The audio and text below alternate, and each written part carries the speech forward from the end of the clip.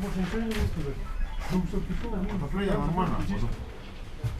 Павел, если по всей квартире помогаете? Пластмасска угорела. Я вышла на балкон, оно на моих глазах взорвалось. Я вышла, я капусту солила, выношу капусту на мороз. Ну, представляете, человек выходит на улицу, на балкон, и вдруг как взрыв, это не просто же выстрел какой-то, это такой мощный воздух сотрясающий. Я присела даже на балконе. Меня вот так все затрясло, это вообще кошмар какой-то. А вообще, конечно, газовая служба, я вижу, что они самые последние подъехали, это безобразие. А там, когда взорвалось, так женщина кричала. И знаете, что не понравилось мне? Люди, главное, с того подъезда выглядывают за балкона, спокойно смотрят, наблюдают. Кто-то взял вот эти вот телефоны, снимает.